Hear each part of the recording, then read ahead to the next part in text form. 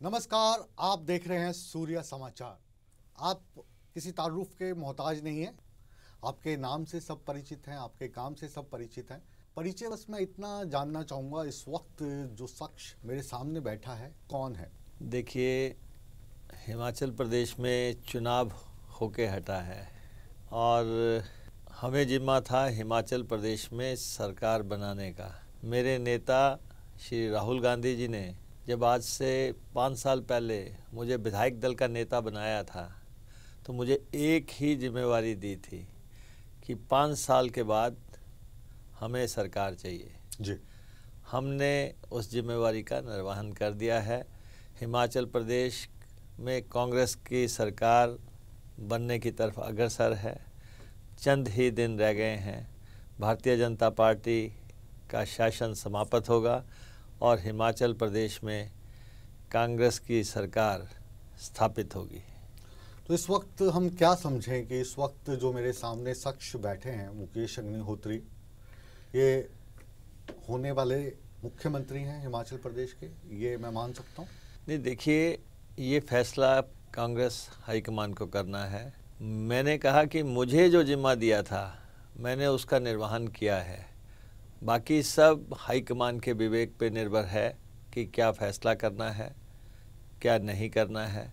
लेकिन हमें इस बात से संतोष है कि हमने अपना काम पूरी निष्ठा से, ईमानदारी से, पूरी तपस्या, त्याग और संघर्ष से आज हमने ऐसे हालात खड़े कर दिए कि केंद्र में भाजपा की सरकार, हिमाचल में भाजपा की सरकार, जो क्लेम करते थे डबल इंजन सरकार, उनका डबल इंजन सीज करके हमने वहाँ पे नई गाड़ी के चलने का रास्ता प्रशस्त कर लिया है। इसका जो सारा का सारा श्रेय है वो आपको दे दें, या ये जो डबल इंजन वहाँ पे चल रहा था वो अलग अलग साइड में लगा हुआ था, एक उधर को खींच रहा था, एक इधर को खींच रहा था, तो जो गाड़ी है वो थोड़ी सी परेशान होगी कि किस तरफ जाऊँ मैं? वोटर्स की बात मैं कर रहा हूँ। नहीं, देखिए, ये जो हालात खड़े हुए हैं, कोई एक दिन में हालात नहीं खड़ा हुआ है। ये पूरे 5 साल की स्ट्रेटजीज हैं, 5 साल का संघर्ष है। 5 साल भाजपा सत्ता में थी, हम विपक्ष में थे। विधानसभा के भीतर और बाहर की लड़ाई, जनता में विश्वसनीयता, वो सब जब चलता रहा, उसके बाद आज ऐसा समय आया है जिसमें कि लोगों ने कांग्रेस की तरफ हाथ बढ़ाया है और ये जीत कांग्रेस के राष्ट्रीय स्तर पे भी बहुत महत्वपूर्ण है। जबकि भारतीय जनता पार्टी ये क्लेम कर रही थी कि हमें जो है देश में हराने वाला कोई नहीं है, उस स्थिति में ये एक नई शुरुआत हुई है। तो इसलिए फैक्टर्स अनेक हैं, एक नहीं अनेक फैक्टर्स हैं। हमने सेमीफाइनल जीता था, आपको याद होगा, चंद महीनों पहले हमने वहाँ पे सेमीफाइनल जीता। वहाँ पे हमने मंडी की संसदीय सीट का चुनाव हुआ, हमने भारतीय जनता पार्टी ने इससे वो सीट छीनी और भाजपा का क्लेम था कि मंडी हमारी है। हमने वो तो कहा जा रहा है कि उसमें तो जो वीरभद्र सिंह का जो सिंपैथी, देखिए, हर चुनाव में फैक्टर्स कुछ भी होते हैं, लेकिन हमने चुनाव जीता। वो तो अपनी अपनी स्ट्रेटजीज हैं कि किसको लड़ाना है, कौन सा फैक्टर चलेगा, ये तो पार्टियों की रणनीतियां हैं। लेकिन हमने मंडी की सीट जीती, जबकि जब बीजेपी ये क्लेम कर रही थी कि मंडी हमारी है, हमने कहा ऐसा नहीं होगा। और उसके बाद हमने वीरभद्र सिंह जी की सीट खाली हुई, हमने वो सीट जीती। फिर हमने सुजान सिंह पठानिया जी की सीट खाली हुई, वो सीट जीती। फिर भारतीय जनता पार्टी के नेता नरेंद्र बरागटा जी की सीट खाली हुई, हमने वो सीट जीती। चारों सीटें हमने जीती और सत्ता का सेमीफाइनल जीतने के बाद आज हम सत्ता का फाइनल में भिड़ंत थी, जिसमें भारतीय जनता पार्टी ने पूरी ताकत लगा दी। प्रधानमंत्री से लेके केंद्रीय मंत्रियों की लंबी फौज, पूरे राज्यों के एमएलए और उसके बाद धनबल, जो भी शक्ति इनके पास थी, इन्होंने लगा ली। वो उनका प्लस पॉइंट था, आप उसको माइनस पॉइंट क्यों गिना रहे हैं? उनके जो नेतागण हैं, चाहे वो प्रधानमंत्री हों, अमित शाह हों या दूसरे राज्यों के मुख्यमंत्री हों, वो चुनाव है वहाँ पे जा रहे हैं। कांग्रेस में हमने देखा कि जो आपके बड़े नेता हैं, आदरणीय राहुल गांधी जी, आदरणीय सोनिया गांधी जी, इन्होंने हिमाचल चुनाव से दूरी बना के रखी। प्रियंका गांधी जी कुछ नजर आई, तो ये तो आपका वीक पॉइंट है, इसको प्लस पॉइंट आप कैसे बता सकते हो? ऐसा नहीं है। प्रियंका गांधी जी की भूमिका हिमाचल के चुनाव में निर्णायक रही है। उन्होंने समय दिया, हम उनके आभारी हैं, और उन्होंने हिमाचल के मुद्दों को जनता के समक्ष रखा और जनता में एक्सेप्टेंस हुई उन मुद्दों की। तो इसलिए प्रियंका गांधी जी या भूपेश बघेल जी या फिर राजीव शुक्ला जी, इन लोगों ने हमारे चुनाव को परिणति पे ले जाने के लिए निर्णायक भूमिका अदा की है। इसलिए, लेकिन मैं ये कह रहा हूँ कि बीजेपी को कोई दिल में मलाल नहीं रहना चाहिए था कि भाई किसको और किसी को बुला लेते तो शायद हम जीत जाते। मैं तो ये पूछ रहा हूँ क्योंकि आप पक्के कांग्रेसी हैं, वीरभद्र सिंह के आप सबसे खासम खास पत्रकार से आपने करियर शुरू करके फिर आपने इसमें राजनीति में आए, बहुत करीब उनके माने जाते थे, तो थोड़ा दुख नहीं हुआ कि मतलब सोनिया गांधी आती या राहुल गांधी आते तो शायद, जैसा कि आप कॉन्फिडेंट दिखाई दे रहे हैं, सीटों में इजाफा हो जाता, वोट का जो परसेंटेज है वो बढ़ जाता? नहीं, देखिए, प्रियंका गांधी जी आए, प्रियंका गांधी जी ने, मैं सोनिया गांधी और राहुल गांधी की बात कर रहा हूं। ऐसा है कि हर नेता हर जगह नहीं आ सकते, लेकिन प्रियंका गांधी जी ने हमें समय दिया और प्रियंका गांधी जी की बहुत बड़ी बड़ी जनसभाएं हुई और उन्होंने हिमाचल के मुद्दों को उठाया और हिमाचल के मुद्दों, लोगों की नब्ज को टटोला और उसके मुताबिक जो है आगे काम हुआ। इलेक्शन जो चल रहा था, जो हमने उसको निर्णायक बढ़त की तरफ बदलना था, उसमें प्रियंका गांधी जी की भी बहुत भूमिका है। जी, तो मेरा अगला सवाल ये है कि जो इस वक्त भारतीय जनता पार्टी है या जो दूसरे लोग हैं जो आपका विरोध करते हैं, वो कह रहे हैं कि कांग्रेस ने इस चुनाव में बिना दूल्हे की बारात उतार दी, दूल्हा कोई नहीं है, यानी सीएम का चेहरा कोई नहीं है। ऐसा क्यों हुआ? नहीं, देखिए, ऐसा है कि दूल्हा जो भी होगा अंततः तो कांग्रेस का होगा। पर दूल्हे कहीं तैयार हो गए ना। ऐसा देखिए, ऐसा है, हम लोकतंत्र में रह रहे हैं, लोगों की अभिलाषाएं रहती हैं, वो अलग बात है, लेकिन अंततः हम इस स्थिति में तो ये चले हैं कि दूल्हा कांग्रेस का होगा और कांग्रेस की सरकार होगी। लेकिन भारतीय जनता पार्टी ने जिस दूल्हे को प्रोजेक्ट किया था, उस दूल्हे ने तो कल एक समाचार चैनल को इंटरव्यू में कह दिया कि बहुत टफ मुकाबला है, कौन जीतेगा, कौन, ये तो सच है, कौन तो सच है। कोई सच नहीं है। ये हार मान ली गई है, ये कबूल कर लिया गया है। ईमानदारी से अगर कोई कह रहा है कि टफ मुकाबला है तो वो सच देखो ना, ये वो लोग हैं जो कहते थे रिवाज बदलेंगे। इन लोगों ने 5 साल लगातार ये कहा। नहीं तो वो क्या कहते, वो ये थोड़ी ना कहते कि हिमाचल का चुनाव तो हम लड़ रहे हैं लेकिन हम हारेंगे क्योंकि यहाँ पे रिवाज है। ऐसा है ना, दावा किया गया था, दावा किया कि रिवाज बदलेंगे तो बदल के बताते।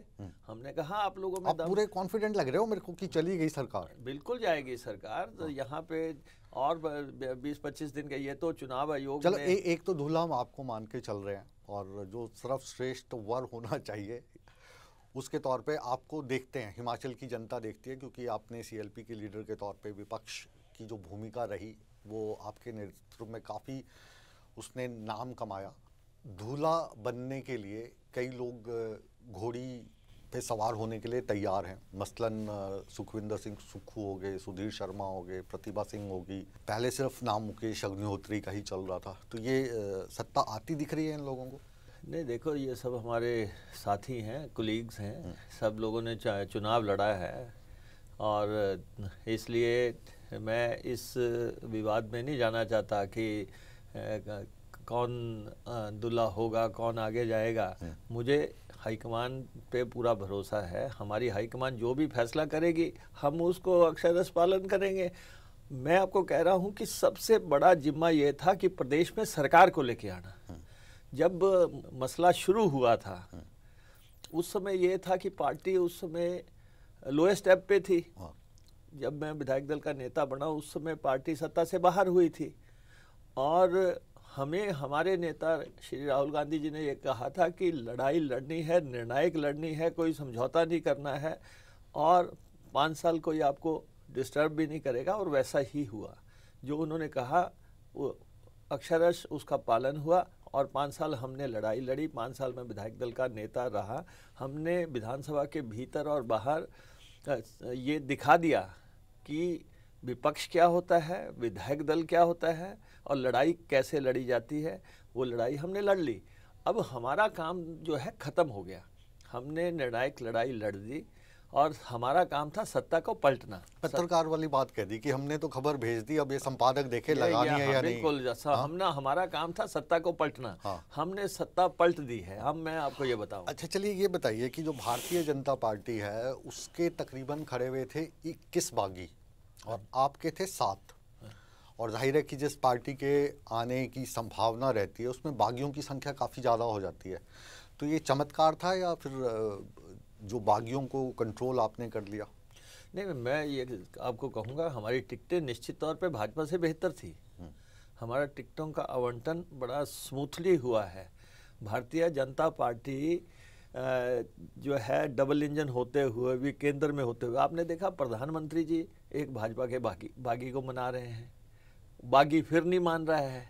प्रधानमंत्री जी एश्योरेंस दे रहे हैं कि तुम्हारा ख्याल मैं रखूंगा, वो कह रहा है कि देरी हो गई। आप देखें कि किस स्तर तक भाजपा, जो अपने को अनुशासित पार्टी कहती है, उम्मीद है ना कि इंडिपेंडेंटली जीत जाऊंगा तो जगह मिल जाएगी। पर आप देखें कि देश के प्रधानमंत्री एक इंडिपेंडेंट को मना रहे हैं और वो मान नहीं रहा है। तो आपके जो राहुल गांधी हैं वो भी तो मनाते हैं ना, राजस्थान में अभी वो भी मना रहे थे। नहीं, मनाना, वो अशोक गहलोत को मना रहे थे कि आप प्रधान बन जाइए। अशोक गहलोत नहीं बने, सोनिया गांधी ने मनाया तो नहीं बने। तो ये तो आपकी दोनों पार्टियों में सेम चल रही है चीज। ये तो एक साधारण से एक एमएलए की सीट की बात है। बड़े बड़े मसला प्रदेश का मुख्यमंत्री कौन होगा, क्या होगा, वो अलग बातें होती हैं, बड़ी बातें होती हैं। लेकिन आप देख सकते हैं कि भाजपा ने कांग्रेस को तोड़ने की कोशिश की। सबसे पहले कांग्रेस के एमएलए को तोड़ने की कोशिश की। मैं आ रहा था, रिज पे हमने काफ़ी बड़ा शो किया था, बिग न्यूज़ बिग शो। उसमें आपको भी हमने आमंत्रित किया था, लेकिन व्यस्तता के कारण आप आ नहीं पाए। तो आप ही के प्रवक्ता वहाँ पे थे। तो थोड़ा सा भय लग रहा है कांग्रेस में। ये जो बिना दुल्हे वाली मैं बात बोल रहा था, उसका तर्क यही था कि अगर कुछ सीटें कम रही तो कांग्रेस में कुछ नेता ऐसे भी हैं जिनके अपने समूह बने हुए हैं, और भाजपा जो ऑपरेशन लोटस आजकल चल रहा है, इसके बारे में तो आपने सुना ही होगा, तो उस लोटस का प्रयोग वहाँ पे कर सकती है और कांग्रेस के एक धड़े को तोड़कर, चाहे आप जीते हो, सरकार भाजपा बना सकती है। जीते चाहे कांग्रेस, सरकार भाजपा की बनेगी। देखिए, दिल बहलाने के लिए गालिब ख्याल अच्छा है। ये पहले एमएलए को तोड़ते रहे, प्रलोभन देते रहे, डराते रहे, एजेंसियों का खौफ खड़ा करते रहे। फिर इन्होंने अपने मिनिस्टरों की सीटें बदल दी क्योंकि उनको पता था वहाँ से नहीं जीत रहे हैं। फिर इन्होंने अपने एमएलए के टिकट काटे एंटी इनकमेंसी ख़त्म करने के लिए। बहुत कुछ इन्होंने किया, लेकिन अंततः ये इनकी पहुँच से बाहर हो गई बात। ये अब सरकार बनाने के नजदीक नहीं है। मुकेश जी, आपने क्या किया? मतलब जो आप इतने ज्यादा कॉन्फिडेंट दिखाई दे रहे हैं कि ये चले गए, मतलब आप देखिए, आपने ऐसा क्या किया? देखिए, या सरकार ने ऐसा क्या नहीं किया? सरकार ऐसा है कि देखिए, ये सरकार एक नॉन परफॉर्मर सरकार थी। इस सरकार ने हिमाचल के लिए, हिमाचलियत के लिए कुछ नहीं किया। ये एक इवेंट मैनेजर्स थे, इवेंट्स को मैनेज करते थे, और सारा 5 साल का समय इन्होंने इसी में लगा दिया। ऊपर हेलीकॉप्टर उड़ते रहे, नीचे नाटियाँ पड़ती रही। 5 साल ये एक लगे रहे कि सरकारी खजाने का दुरुपयोग कैसे करना है। सरकारी खजाने की लूट मची रही। अच्छा, अभी काफी कर्जा हो गया हिमाचल पे। 75,000 करोड़ के आसपास कर्जे पे पहुंचा दिया हिमाचल प्रदेश। 75,000 करोड़ सबसे बड़ा कर्जा अगर किसी मुख्यमंत्री ने लिया, तो किसी मुख्यमंत्री ने अगर सबसे बड़ा कर्जा लिया तो वो यही मुख्यमंत्री थे। चुनाव के दौरान ओवरड्राफ्ट चल रहा था। अच्छा, और उसको दूर करने के लिए चुनाव के बाद 2,000 करोड़ रुपए का और कर्जा ले लिया। आप अंदाजा लगा सकते हैं कि किस ढंग से फिजूल खर्ची हावी थी। मतलब अगर आपकी सरकार बनती है, आप मुख्यमंत्री बनते हैं तो ये वाला जो कर्जा है इससे कैसे निजात पाएंगे? क्योंकि एक बहुत ही वरिष्ठ आईएएस ऑफिसर हैं, उनका मैं नाम नहीं लेना चाहूँगा, वो कह रहे थे कि अगर कांग्रेस की सरकार बन गई तो 2 महीने में कर्मचारियों को तनख्वाह मिलना बंद है, भाजपा की बन गई तो 6 महीने चल पड़ेगा काम। क्योंकि अगर आपकी सरकार बनती है, कांग्रेस की सरकार बनती है, तो आपको केंद्र से मदद मिलेगी नहीं, कर्जा कैसे उतारेंगे, केंद्र ने अभी कौन सा मदद की हमारी? प्रधानमंत्री 9 दफा आए, 3 दफा तो अभी इलेक्शन में आए। केंद्र ने हमारी मदद क्या की? ये पहली 75,000 करोड़ ये पहली सरकार थी जो कि प्रधानमंत्री को बार बार बुलाती रही, केंद्रीय मंत्रियों को बार बार बुलाती रही, उनके मंचों से हिमाचल के हित की एक भी बात नहीं रखी गई। एक भी बार नहीं कहा गया कि हिमाचल प्रदेश को फाइनेंशियल पैकेज दे दो, हिमाचल प्रदेश को इंडस्ट्रियल पैकेज दे दो, हिमाचल प्रदेश की और कोई मदद कर दो। कार्यक्रम होते थे, रैलियां होती थी, बड़ी बड़ी बातें की जाती थी और ये कहा जाता था कि हम सबका हिमाचल से बहुत प्यार है। इसके अलावा हिमाचल को दिया क्या गया? अगर डबल इंजन तो तब माना जाता कि अगर हिमाचल प्रदेश की एक निर्णायक मदद हो जाती। जब सरकार बनी थी तब कहा गया था अटल टनल दे दी। अटल टनल कोई इनकी देन नहीं है। अटल टनल का जो शिलान्यास है वो श्रीमती सोनिया गांधी जी ने किया था। प्रधानमंत्री मनमोहन सिंह जी ने उसके लिए 1500 करोड़ रुपए की शुरुआती राशि जारी की थी। और अटल टनल का सपना जो था, ये रोहतांग टनल जो है जिसको बाद में नाम दिया गया, और ये इस टनल का सपना श्रीमती इंदिरा गांधी जी ने देखा था जी। और उसके बाद किसी के समय में वो टनल कंप्लीट हुई तो क्या उनको श्रेय चला जाएगा? ये जो है दूसरे के गोदाम का माल भी बेच आते हैं। जी, आप अपने गोदाम के माल के तहत इस बार आपने कहा है कि हम ओपीएस लेकर आएंगे, ओल्ड पेंशन स्कीम, पुरानी जो पेंशन की नीति है वो लेकर आएंगे। भाजपा ने मना कर दिया, नहीं ला पाएंगे, आर्थिक हालात ऐसे हैं। कहाँ से देंगे आप पैसा? नहीं, देखिए, हम आपको ये कह रहे हैं, हम किसी के पास भीख का कटोरा लेके नहीं जाएंगे। हम केंद्र के पास ओपीएस के लिए नहीं जाएंगे, हालांकि हमारा पैसा है केंद्र के पास। आप मुख्यमंत्री बन गए और ये सुना मोदी जी ने, नाराज हो जाएंगे, आपको पैसे नहीं देंगे? कोई नाराज हो, कोई खुश हो, लेकिन ये हमारा इलेक्शन मैनिफेस्टो का सबसे बड़ा वायदा है। जो वायदा हमने किया है, कांग्रेस की सरकार आएगी, हमने कहा है कि पहली ही कैबिनेट में और 10 दिन के अंदर जो भी पहले हुआ उसमें हम जो है ये ओपीएस लागू करेंगे। तो जो हमने ऐलान किया है, पब्लिक में जाके कहा है, वो हमें लागू करना है। रिकॉर्ड पे रखने के लिए मैं ये भी पूछ रहा हूँ कि आप बिजली भी 300 यूनिट फ्री करने वाले हैं।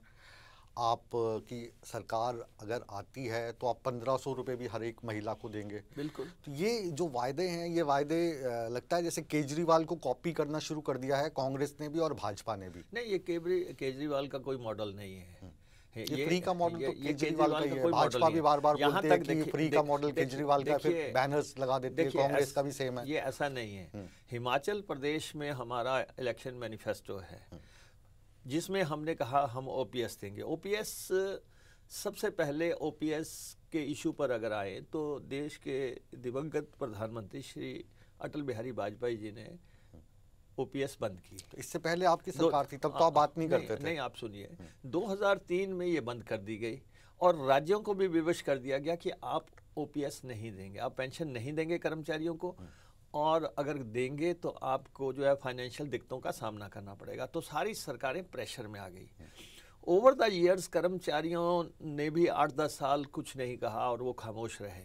लेकिन जैसे जैसे इसका इम्पैक्ट उनकी लाइफ पे होना शुरू हुआ, जब बुढ़ापे का सहारा छिन गया, जब वो घर जा रहे थे और उनकी जेब में पैसा नहीं था, तो ये मांग उठनी शुरू हो गई और ये इतनी ज़्यादा तीव्र तरीके से उठी कि अब फैसला लेने का समय आ गया था कि आपको ओपीएस देनी है या नहीं। मुख्यमंत्री ने साफ इनकार कर दिया कि ओपीएस संभव ही नहीं है, ये असंभव है। जयराम जी ने कहा ये असंभव है, हमने कहा ये संभव है। कैसे है संभव? उन्होंने कहा, मतलब आंकड़ों पे चलते हैं। मैं आपको बताऊं, उन्होंने कहा कि केंद्र की सरकार के बगैर ये दिया नहीं जा सकता। हमने कहा कि दिया जा सकता है। हमारा 60,000 करोड़ का जो है बजट है, आखिर उस बजट को जिस ढंग से फजूल खर्ची में चलाया गया, जिस ढंग से हेलीकॉप्टर खरीदे गए, लीज पे लिए गए, जिस ढंग से गाड़ियां खरीदी गई, और जिस ढंग से फजूल खर्ची की गई, इवेंट्स मैनेज किए गए, हज़ारों हज़ारों करोड़ रुपया खर्च हो गया। आज की अखबार में पढ़ रहा था, अभी तक इनकी प्रधानमंत्री जी की रैलियों के 14 करोड़ रुपए HRTC को बकाया है, जो भीड़ लाने के लिए लगा दिए। 100 के आसपास मुख्यमंत्री ने रैलियां की कि 125 रैलियां की, उन सब में खर्चा सरकारी, पार्टी के प्रोग्राम, उनको अमृत महोत्सव का नाम दे दिया और करोड़ों अरबों रुपए फूंक डाले। ये सभी सरकारें नहीं करती। सरकारें नहीं होती। मुकेश जी, इस वक्त आप भी इस वक्त मेरे सामने ना, मतलब आप एक जो आदर्श पत्रकार होते हैं उस तरीके से मैं आपको पढ़ता आया हूँ, और मुकेश अग्निहोत्री जो लिखते हैं बोलते हैं उसमें लॉजिक है।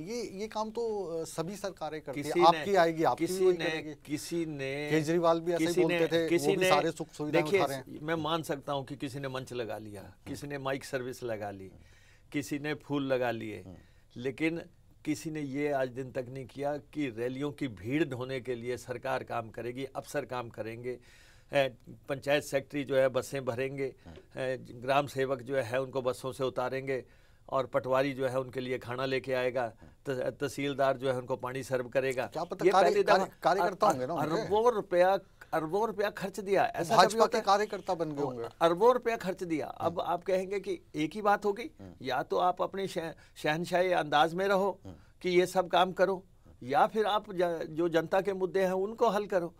ये देखना कि आपके सामने आएगा, अगर जैसे सरकार बदलेगी हम सामने रखेंगे लोगों के दरबार में एक श्वेत पत्र की इन लोगों ने फजूल खर्ची का एक रिकॉर्ड हिंदुस्तान में कायम कर दिया कि किस ढंग से इन्होंने प्रदेश के कोष को बेरहमी से लुटाया है, वो सामने आ जाएगा। ऐसा नहीं होता। अब देखिए 5 साल सरकार रही, एक भी बार इन्होंने आय के संसाधन बढ़ाने के लिए मीटिंग नहीं की, एक भी बार इन्होंने पड़ोसी राज्यों से अपने हक लेने के लिए मीटिंग नहीं की, एक भी बार इन्होंने केंद्र के पास जाके प्रदेश की मदद की गुहार नहीं लगाई। चलिए मैं ये पूछता हूं आपसे, 5 साल पहले आपकी सरकार थी, तो ऐसे कौन से अधूरे कार्य आप छोड़ गए थे जो आप सोच रहे थे कि ये जो दूसरी सरकार आई है ये पूरे करेगी? नहीं, आप बताएं कि इस सरकार ने किया क्या। इन्होंने चुनावी घोषणा पत्र पिछली दफ़ा का क्या था, हम 65,000 करोड़ के नेशनल हाईवे बनाएंगे, 69 नेशनल हाईवे बनाने का ऐलान किया। गडकरी जी आए, प्रदेश में ऐलान कर दिया 65,000 करोड़ की सड़कें बनेंगी और पगडंडियाँ भी जो है नेशनल हाईवे में बदल जाएंगी। 5 साल के बाद इनसे कोई पूछे कि आपने एक भी नेशनल हाईवे बनाया, आपने एक भी 4 लेन बनाई? आपने कहा 4 लेन्स बनाएंगे और जो ज़मीनें हम एक्वायर करेंगे उसका 4 गुना मुआवजा देंगे, आपने एक भी मुआवजा दिया? फिर इनसे पूछें, आपने कहा हम रेल लाइनें बनाएंगे, आप बताएं कौन सी रेल लाइन आपने बना के तैयार की? अभी वंदे दिया ना आपने कहा, आप ही की कंस्टिट्यूएंसी तक पहुंचती हो। नहीं, वंदे भारत तो रेल चलाई है, पटरी पहले से बिछी हुई है, उस पे कोई भी रेल चला दो। लेकिन जो पटरी बनानी थी, थोड़ा सा तो आपको श्रेय देना चाहिए। आप बताएं, जैसे ऊना आप जाएंगे अपनी कंस्टिट्यूएंसी में बैठ के, अरे भाई चुनाव 4-4.5 घंटे में पहुंच जाएंगे। 14 को कोड लग रहा है, 13 को आप रेल चला दो या जहाज चला दो, या जो है कोई या कोई ड्रग पार्क खोल दो, या कोई शिलान्यास कर दो, या उद्घाटन कर दो। प्रधानमंत्री के लेवल पे ये बातें करवाई इन्होंने कि 14 को कोड लग रहा है, 24 घंटे पहले जो है आके घोषणाएं कराई जा रही हैं। अरे भाई, कोई भी काम करना है 5 साल के अंदर करना पड़ता है। 5 साल तो आपको याद नहीं आया कि हमीरपुर से कि ऊना से हमीरपुर रेल लाइन बनानी है, 1 इंच रेल लाइन नहीं बनी, एक पहली ईंट नहीं लगी। 1 इंच रेल लाइन की बात मुकेश जी मैं भी लगातार करता हूँ कि ये जो रेल लाइन वाला जो कार्य है ये अंग्रेज कर गए। हमारे यहाँ पर 1947 से लेकर अभी 2022 चल रहा है, मुझे भी 1 इंच बड़ी हुई रेल लाइन कहीं नहीं दिखती, और इसमें ज़्यादातर जो सरकार रही है वो कांग्रेस पार्टी की रही है। देखिए, एक बात है कि हिमाचल की ठीक है सांसद कम हैं, हिमाचल की राजनीतिक ताकत कम है, लेकिन ये तो क्लेम कर रहे थे कि हमारी डबल इंजन की सरकार है। ये तो क्लेम कर रहे थे, प्रधानमंत्री जी का विशेष लगाव है हिमाचल के साथ।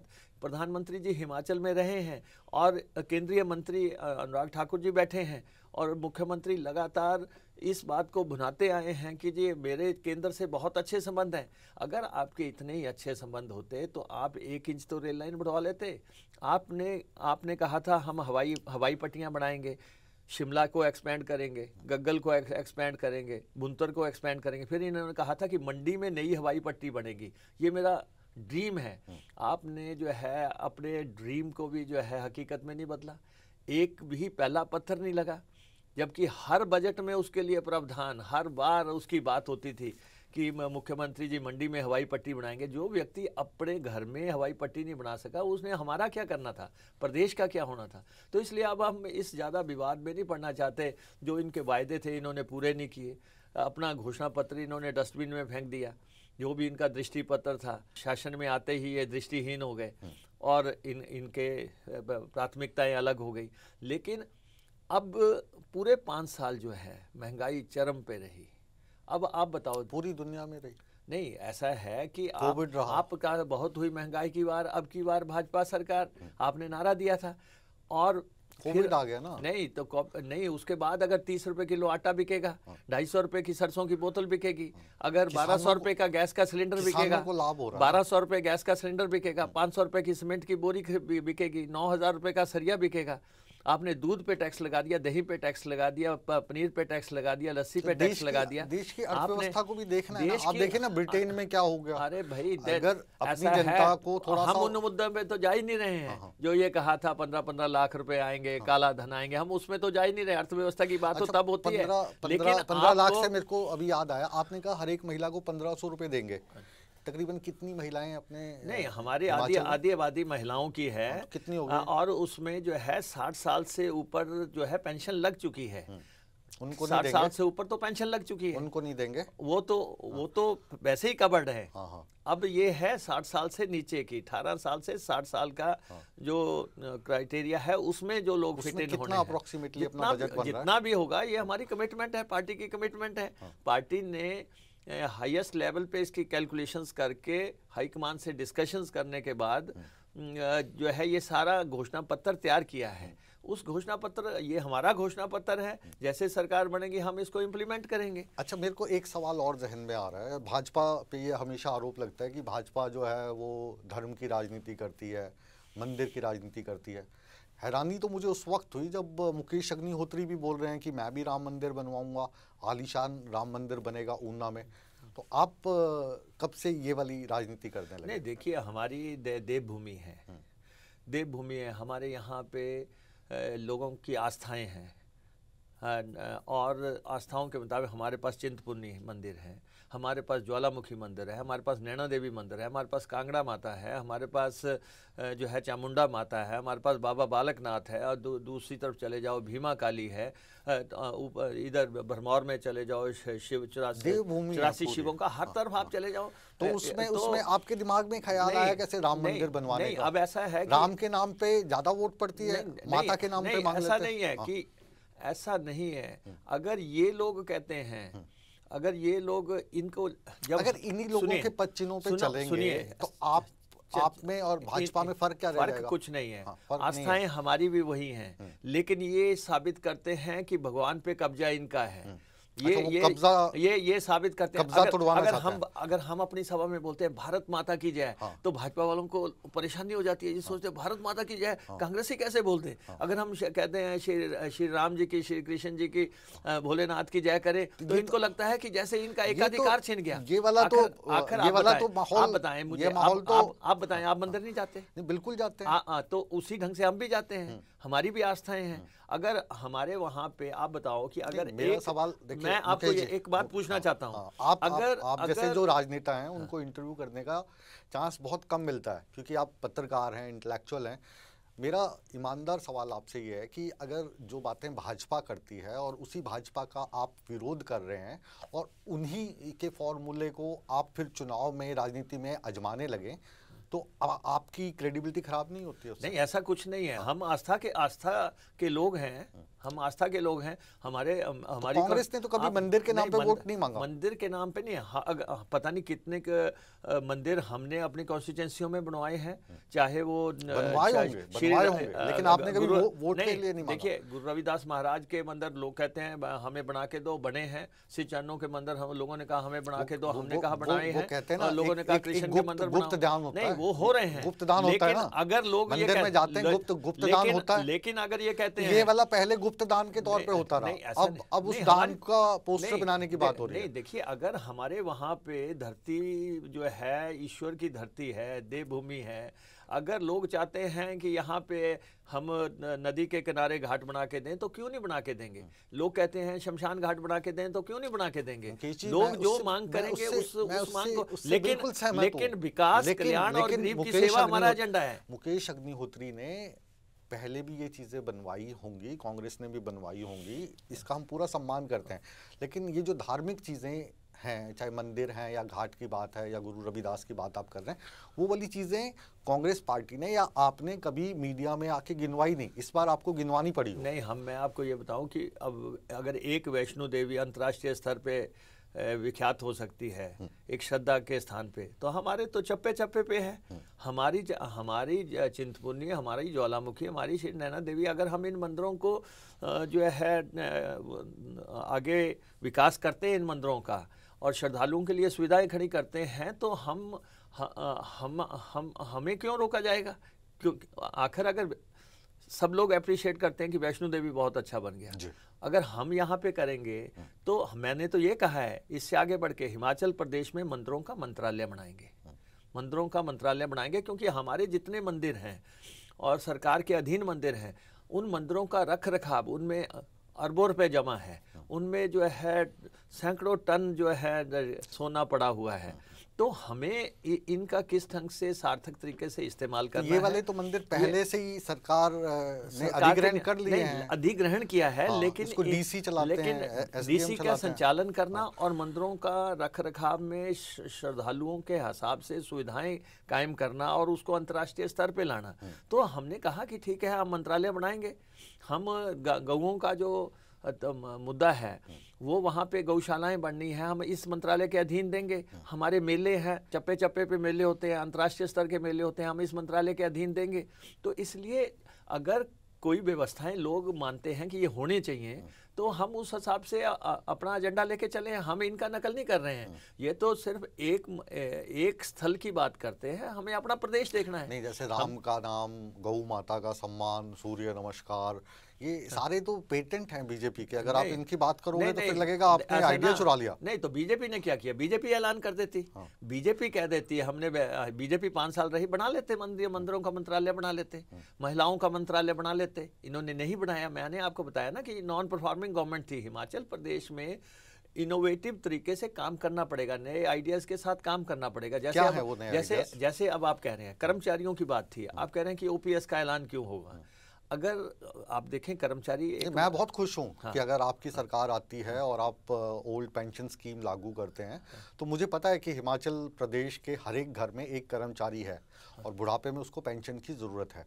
मेरा सवाल ये था कि वो पेंशन का पैसा कहाँ से आएगा। मैं चाहता हूँ कि 1500 रुपये नहीं, आप 2000 रुपये दें। 18 साल से 60 वर्ष आयु वर्ग की जो महिलाएं हैं, मैं तो कहता हूँ पुरुषों को भी दें। नहीं, पैसा कहाँ से आएगा। पैसा ऐसा है कि पैसे के लिए संसाधन पैदा करने पड़ते हैं, जो इस सरकार ने नहीं किए। तो मैं आपको ये कह रहा हूं, अब देखिए 4 साल से ठेके नीलाम नहीं हुए, 2000 करोड़ रुपए का नुकसान हो गया। आप बताएं कि क्यों नहीं ठेके नीलाम हुए। शराब के ठेकों की बात कर रहे हैं। हाँ बिल्कुल, किसकी जेब में वो पैसा गया। रेत की रॉयल्टी जो है 5 साल किसी ने जमा नहीं करवाई। सब भाजपा के लोग जो है नदियों नालों में कूद गए और सारा जो है लूट चली रही। सारा जो है खड्डे लूट ली, हर तरफ लूट मची हुई थी। सारे जंगल काट लिए गए, पीपल का पेड़ कोई नहीं छोड़ा, आम का पेड़ कोई नहीं छोड़ा, बरगद के पेड़ कोई नहीं छोड़े, सब कुछ काट लिए। माफिया इतने लेवल पे सक्रिय था। तो इसलिए जो संसाधन अर्जित करना है प्रदेश को चलाने के लिए, सिर्फ जो है एक बजट की बात नहीं होती। प्रदेश की सरकार संसाधन अर्जित करने के लिए क्या कर रही है, उसके लिए रणनीति बनानी पड़ेगी और उसके लिए अपने खर्चों में कटौती करनी पड़ेगी। अपने खर्चे कम होंगे तब जाके जो है आगे मामला चलेगा। अब आप जैसे ऑफिसर्स को कहते हैं, ये ऑफिसर्स आप कह रहे हैं कि सरकार नहीं चलेगी, 2 महीने चलेगी और जो है ट्रेजरी बंद होगी। आपके सामने यही ऑफिसर होंगे, यही ट्रेजरी होगी, ये ट्रेजरी दौड़ेगी और सबको उनका ड्यूज मिलेगा। जो हमने घोषणा की है वो सारे मसले इम्प्लीमेंट किए जाएंगे। इसलिए जो है अभी अपने आका को खुश करने के लिए कह रहे होंगे कि जो है भाजपा की सरकार आ जाए। भाई भाजपा ने दिया क्या? भाजपा ने प्रदेश को कोई स्पेशल पैकेज दे दिया? कोई ऐसा पैसा दे दिया? एक और ईमानदार सवाल मैं पूछना चाहता हूँ। हम कह रहे हैं कि इस बार जो चुनाव हुए हैं 68 सीटें हैं कुल मिलाकर, उसमें से अपनी कांग्रेस की कितनी सीटें देखते हो आप? देखिए मैं आपको बताऊं, ये जो है 2/3 बहुमत की सरकार बनने जा रही है। 2/3 मतलब 34-35 सीट्स आ जाएंगी आपके? 34-35 सीट तो 50% होती है। जो है सामान्य बहुमत की बात होती है 35 सीटों पे आके।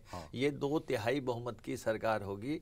और इसको जैसे जयराम ने कहा, अगर सरकार बन भी जाएगी, इसका मतलब उनके मन में बात तो है कि सरकार बन सकती है, तो तोड़ दी जाएगी। तो देखिए प्रदेश का इससे डर लगता है। प्रदेश का मुख्यमंत्री सोच क्या रहा है कि सरकार इनकी बन जाएगी और वो जो है पॉपुलर मैंडेट को डिफीट करने के लिए तोड़ दी जाएगी।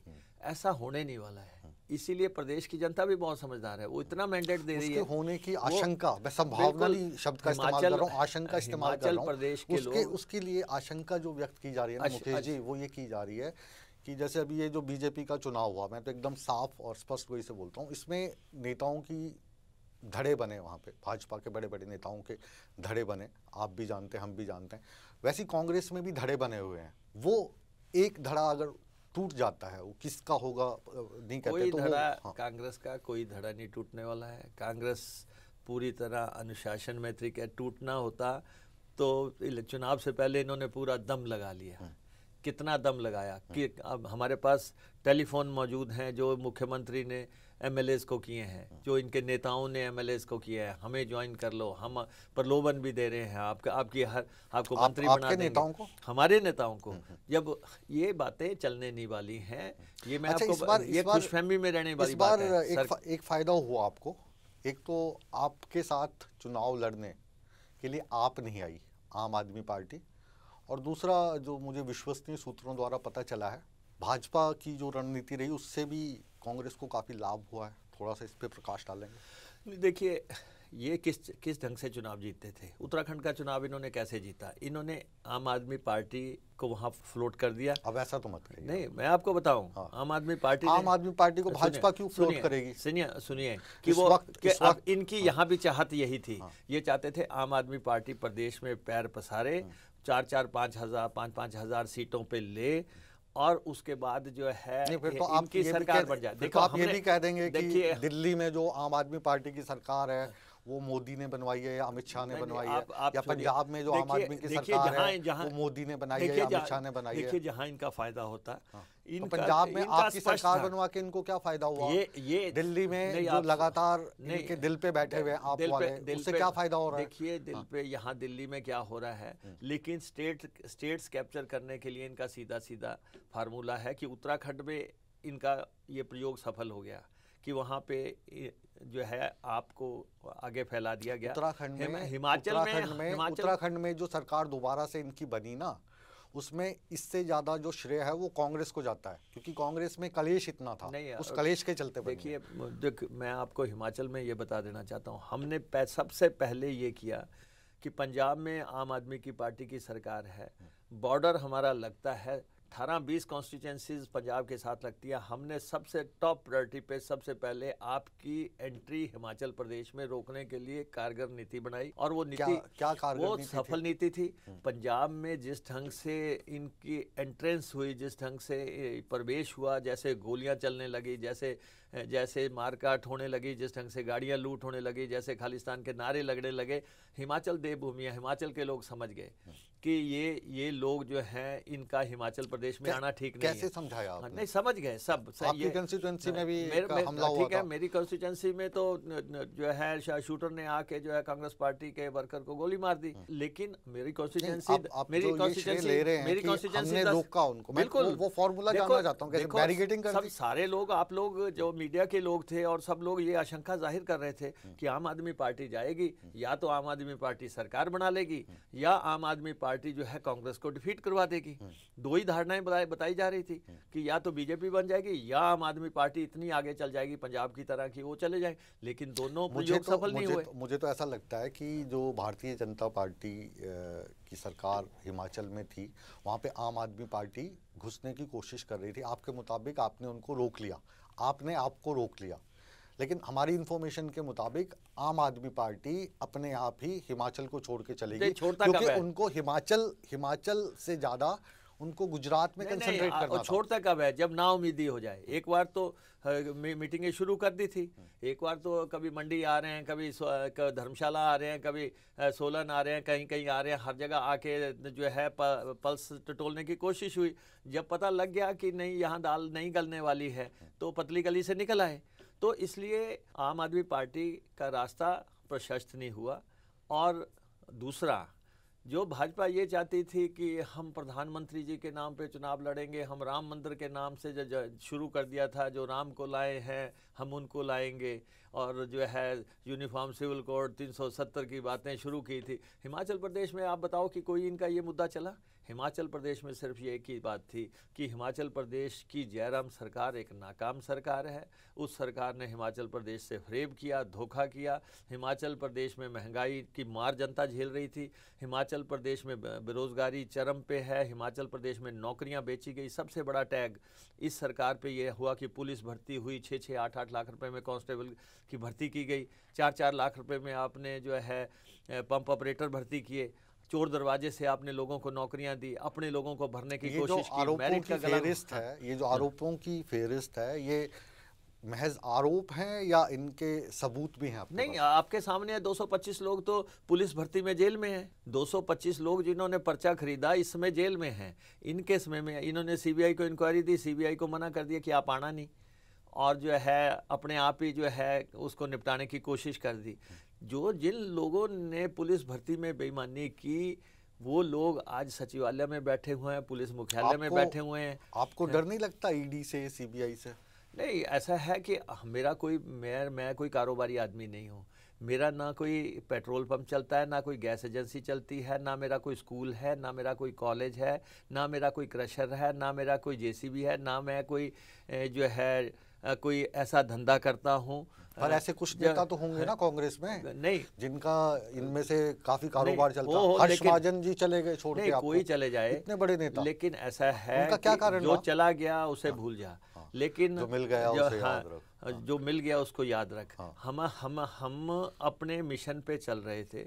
हमारा मिशन ये था कि हमें सत्ता में लौटना है। हमारे नेताओं ने, हमारी लीडरशिप ने हमारे पे भरोसा करके हमें, जब प्रेम कुमार धूमल जी विधायक दल के नेता थे वो हटे, वीरभद्र सिंह जी ने बनना था, लेकिन वीरभद्र सिंह जी की सहमति से जो है मुझे बनाया गया, और हमने 5 साल साबित कर दिया कि लड़ाई किस ढंग से लड़नी है। हमारे ऊपर देशद्रोह के मुकदमे बनाए, हमें एक महीना विधानसभा के अंदर नहीं घुसने दिया, लेकिन हमने अलख जगा के रखा। हमने पूरे प्रदेश का दौरा किया, हमने प्रदेश भर में ये बात की, और उसके बाद माफिया सचमुच इतना सक्रिय था, इतनी लूट थी, मुख्यमंत्री के नॉलेज में होते हुए भी कोई एक्शन नहीं हुआ कि माफिया के खिलाफ कोई एक्शन किसी सरकार में। अगर बिल्कुल ये मनाही थी अफसरों को कि आप जो है माफिया पे कार्रवाई नहीं करेंगे। देखो शराब से कितने लोग मारे गए, अब अवैध शराब बन रही है, लोग मारे गए।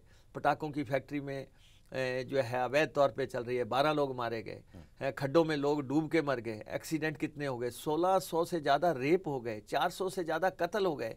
ये देवभूमि की दास्तां है। चलिए, तीन जो वर्ग हैं वो महत्वपूर्ण हैं हिमाचल प्रदेश में। पहला वर्ग कर्मचारी आता है, उसके लिए आप ओल्ड पेंशन स्कीम लाने की बात कर रहे हैं। दूसरा महिला वर्ग है, उनको आप 1500 रुपये पेंशन देंगे।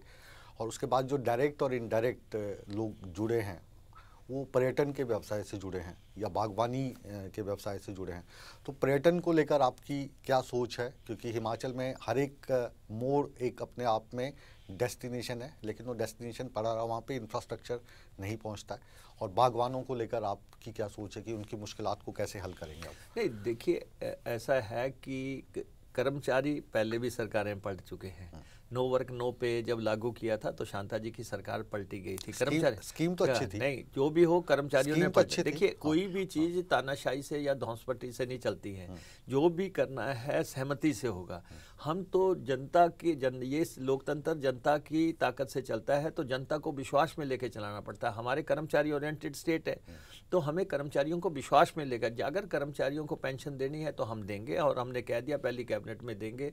हमारी सरकार जैसे ही बनेगी, कांग्रेस की सरकार, ये पार्टी की कमिटमेंट है, वो लागू होनी है। और उसके बाद महिलाओं का आपने खुद ही कह दिया है कि 18 साल से 60 साल की महिलाओं के लिए जो ऐलान किया गया है, जो उसको किस ढंग से इम्प्लीमेंटेशन करनी है वो सरकार बनने पे आपके सामने आ जाएगा। लेकिन ये सही है कि हिमाचल प्रदेश में सेब की अर्थव्यवस्था है, 5,000 करोड़ का सेब का कारोबार है। पर वो तो सीमित सा इलाका नहीं है ना? सीमित इलाका नहीं है, वो तो दो जिले हैं हिमाचल के, चाहे 2 जिले हैं, लेकिन हाँ। नहीं देखिए दोनों तरफ बराबरी पे किस ढंग से इम्प्लीमेंटेशन करनी है। या हिमाचल प्रदेश में देखो ना तो जातिवाद का बात चलती है, ना क्षेत्रवाद की बात चलती है, राजपूत और पंडित की चलती है, ऊपरी हिमाचल निचले हिमाचल की चलती है। वो लोग वो चलाते हैं जो लड़ नहीं सकते, वो लोग ऐसी धारणाएं चलाते हैं। इंदिरा गांधी जी के समय से बात आ रही है कि हमें जातिवाद के मूल सिद्धांत से जो है दूर रहना है, और हमें जो है सबको साथ लेके चलना है। कांग्रेस ने हमेशा वीरभद्र सिंह जो शेड्यूल कास्ट शेड्यूल ट्राइब है, इनको अपना वोटर माना, वीरभद्र सिंह जी हमेशा एक हिमाचल और हम सब एक हैं की नीति पे काम करते रहे। उनके समय में कभी आपने सुना कि जाति की बात आई, इलाका की बात आई? ऐसा कुछ नहीं है। हिमाचल प्रदेश के पंजाब के पहाड़ी इलाके मिलाए गए हिमाचल प्रदेश में, तो क्या वो हिमाचल के हिस्सा नहीं है? 34 कॉन्स्टिट्यूंसीज मिली हैं तब जाके 68 हुई हैं। कांगड़ा, ऊना, हमीरपुर ये सब लोग पंजाब से मिलाए गए हैं, तो आप क्या इनको हिमाचल नहीं मानेंगे? बिल्कुल मानेंगे। तो ये सब लोग हिमाचल के लोग हैं, तो इसलिए क्षेत्रवाद और जातिवाद का आधार नहीं है। सवाल ये है कि किस ढंग से हमने हिमाचल को रहती है ना सर, ये वाली किस ढंग से हमने हिमाचल, जैसे वीरभद्र सिंह जब नहीं ऐसा नहीं है, ऐसा मुख्यमंत्री 6 बार रहे, ठीक है, तो ये लगता था कि डोडू के मुख्यमंत्री हैं। नहीं ऐसा नहीं है। वीरभद्र सिंह सर्वश्रेष्ठ थे, या शांता कुमार बनते थे तो वो कांगड़ा के मुख्यमंत्री हैं। नहीं देखिए वीरभद्र सिंह सर्वश्रेष्ठ मुख्यमंत्री हैं। देखिए वीरभद्र सिंह सर्वश्रेष्ठ थे, मुख्यमंत्री रहे। शांता जी और धूमल साहब रहे, वो निचले इलाके से थे, वो भी मुख्यमंत्री रहे। लेकिन शांता जी ब्राह्मण थे, वो मुख्यमंत्री बने, धूमल जी राजपूत थे, वो मुख्यमंत्री बने। तो इसलिए इस विवाद में मैं नहीं समझता कि सवाल ये है कि डिलीवर कैसे करना है, प्रदेश को आगे कैसे लेके जाना है। सोच तो ये है कि हिमाचल का विकास कैसे होगा, कल्याण कैसे होगा, गरीब की सेवा कैसे होगी। हम इन एजेंडों की बात करें। हमने टूरिज्म की बात करेंगे, मैं 5वां इलेक्शन लड़ रहा हूं, टूरिज्म की बात करेंगे। आपके राज्य के जो बेस्ट टूरिज्म प्रोफेशनल्स हैं, जो इस वक्त जो सबसे बड़ी बड़ी होटल चेन्स हैं, जो सबसे बड़े ट्रैवल एजेंट्स हैं, उनको वो हेड कर रहे हैं। कोई वहाँ पे प्रेसिडेंट है, कोई वहाँ पे वाइस प्रेसिडेंट है, कोई सेल्स हेड है इंडिया का, नेपाल का। ऐसे मैं आपको 50 नाम दे दूंगा जो हिमाचल प्रदेश यूनिवर्सिटी से पढ़ के गए हैं, जिन्होंने MTA किया, मास्टर्स इन टूरिज्म एडमिनिस्ट्रेशन किया। हिमाचल में उनको गाइड तक की नौकरी ऑफर नहीं की गई। क्या ऐसे लोगों को वापस लाकर टूरिज्म को सही दिशा में बढ़ाने का कोई प्रयास करेंगे? हिमाचल की आर्थिकी का विकास टूरिज्म पे बहुत निर्भर करता है। देश दुनिया का टूरिस्ट जो है हिमाचल आना चाहता है। हमें उस टूरिज़्म को किस दृष्टि से आगे बढ़ाना है। हमारे तो एक छोटे सा बात मैं आपको बताऊं कि किसी ने सजेस्ट किया था कि ये चीज़ भी घोषणा पत्र में आनी चाहिए कि हिमाचल प्रदेश में सड़कों पे जाम नहीं लगने दिया जाएगा। बहुत बड़ी बात है। ये देखने में ये ऐसा लगता है कि छोटा है, लेकिन जब टूरिस्ट आता है और किलोमीटरों की लाइनें लग जाती हैं, तो हमें इन चीज़ों पे देखना पड़ेगा कि किस ढंग से हमने करना है। जैसे यहाँ से अगर दिल्ली से आप मनाली जाने का प्लान बनाते हैं बाय रोड, तो 10 बार सोचना पड़ता है, क्योंकि मनाली बहुत खूबसूरत है, कोई दो राय नहीं है। रोहतांग बहुत खूबसूरत है, किन्नौर अपने आप में जन्नत है, लाहौल स्पीति तो लोग देख ही नहीं पाए। स्विट्जरलैंड की तुलना में हिमाचल मेरी नज़र में बहुत ऊपर है, लेकिन जो सुविधाएं स्विट्जरलैंड में हैं उसके हमारे पास यहाँ पे 10% भी नहीं है। ना हमारे पास रेल है, ना जहाज है, ना अच्छी सड़कें हैं, तो कैसे पहुँचे? नहीं, ये देखिए, ये आपने बिल्कुल सही कहा कि देखिए अगर हमें हिमाचल प्रदेश को टूरिज्म की दृष्टि से विकसित करना है तो जो क्षेत्र अभी तक बाहर नहीं आए हैं उनको हमें बाहर लाना पड़ेगा, खोल के कि लोगों को देश दुनिया को सामने रखने पड़ेंगे। ये हमारे पास के क्षेत्र हैं जहाँ पे टूरिस्ट आ सकता है। दूसरा, सड़क के अलावा हमारे पास कोई रास्ता नहीं है। जब हम हवाई मार्ग नहीं बना सके, हम रेल मार्ग नहीं बना सके, हमारे पास टूरिस्ट को पहुंचाने के लिए कोई हेलीकॉप्टर सेवा नहीं है, कोई तंत्र इजाद नहीं हुआ है। तो बड़े पैमाने पे टूरिज्म को आगे बढ़ाने के लिए कांग्रेस की सरकार अगर सत्ता में अब जो है 15-20 दिन के बाद आती है तो इस सेक्टर पे बहुत बड़ा काम होना है। ये दो बड़े मूल आधार हैं, ये बागवानी और पर्यटन हिमाचल प्रदेश के मूल आधार हैं। हिमाचल बहुत आगे गया है। हिमाचल प्रदेश में बहुत विजनरी लीडर हुए हैं। हिमाचल प्रदेश में डॉक्टर परमार हुए जिनकी वजह से हिमाचल बना। इंदिरा गांधी जी की बदौलत हमारे को स्टेटहुड मिली और उसके बाद सरकारें आई, काम हुआ। लेकिन अभी हिमाचल को बहुत आगे जाना है। देश दुनिया के सामने हिमाचल, ऐसा हिमाचल प्रस्तुत करना है जिसकी साख और जिसकी बात पूरे अंतर्राष्ट्रीय स्तर पे हो। जी, तो हम उम्मीद करें कि आने वाले समय में जिस तरीके से आप बात यशवंत सिंह परमार साहब की कर रहे हैं, जो हिमाचल के पहले मुख्यमंत्री रहे, या इंदिरा गांधी की कर रहे हैं, तो कुछ समय के बाद मुकेश अग्निहोत्री का नाम भी इसी तरीके से लिया जाएगा। नहीं, मैंने आपको पहले स्पष्ट किया कि पार्टी जो भी काम मुझे देती है मैं उसको ईमानदारी से, लगन से, ताकत से निभाता हूँ।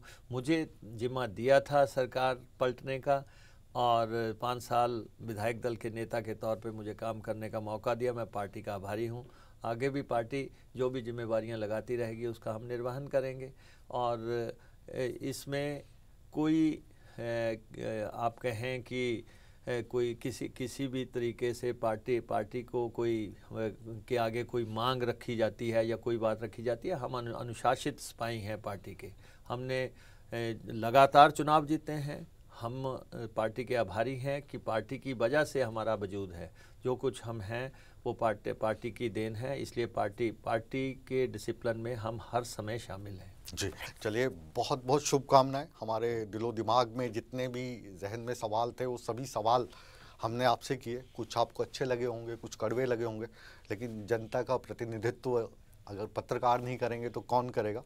हमारी शुभकामनाएं आपके साथ हैं। आपने चैनल के लिए आज पहला चक्रव्यूह किया है। जी, आपको बधाई। और ये चैनल और ये आपकी सीरीज ऐसे ही चलती रहे। बहुत बहुत धन्यवाद। बहुत बहुत शुक्रिया आपकी शुभकामनाओं के लिए। और आप यहाँ पर अपने कीमती समय में से समय निकाल के हमारे नोएडा स्टूडियो आए, हमें ये साक्षात्कार दिया। हम तहे दिल से आपका आभार व्यक्त करते हैं।